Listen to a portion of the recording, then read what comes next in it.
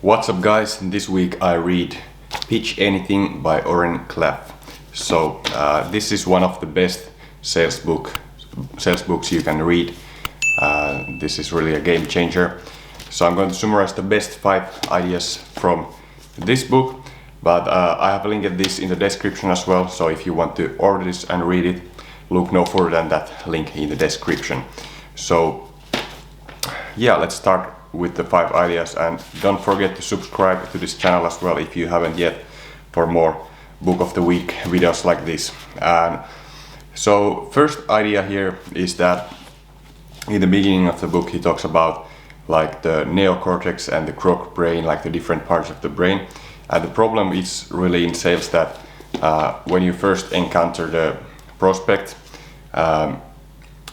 it doesn't help to like sell to them like logically, because they are like the first reaction they have is like that croc brain, like calculating like whether this is something of danger or something of like value, or like they are totally like on the emotional brain, like, or the croc brain. And it's really like a red flag every time somebody like calls them that's a stranger, or somebody comes to their door that's a stranger.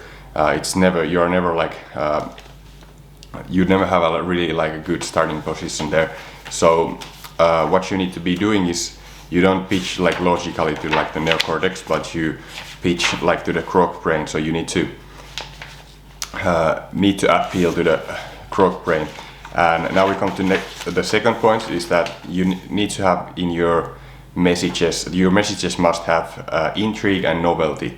So those are things that people will like, because otherwise the croc brain in the beginning, it's going to just like neglect everything that's not like immediately important, like something of danger, or like some warning. Like if it's some really serious stuff, then they need to react, of course. Or if it's something that's really going to help them, or something that's something they're going to react to. But if it's not something really like something new or interesting, they're just going to say no to it for now.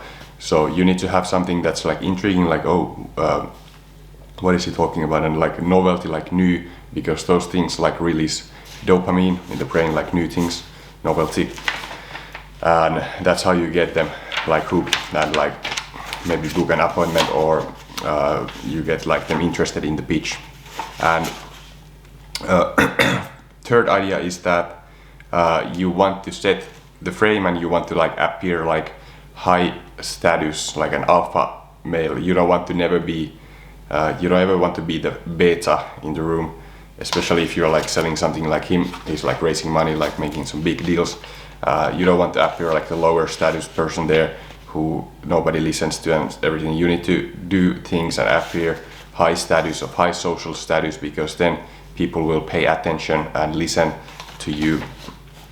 And there's all these kind of different personalities and people who will like act very differently to you. And for example, someone might try to use the power frame on you, and they might be like really disrespectful and not like listen to you, like make you wait, or some stuff like that, like that kind of ego maniacs.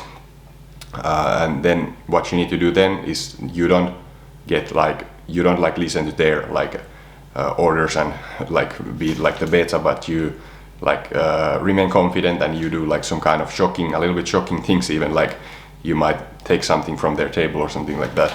He had some example, like I think he bites some apple or something because someone was just like eating while he was pitching or something, and I think he just took one of the apples or something and like bite it. I don't remember that actually very well, but that's like the point. You don't want to be like the beta male. And that's third point. Fourth point is that you want to use push and pull.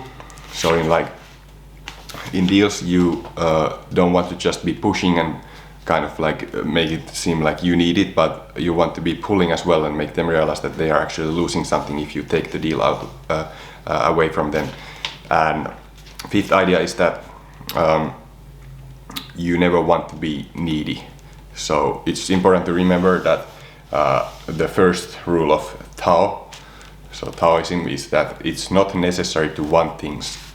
So no matter what the situation, you haven't made any sales, you have like very little money in your bank account or something, and you need to make that deal, you cannot appear needy because you push people away.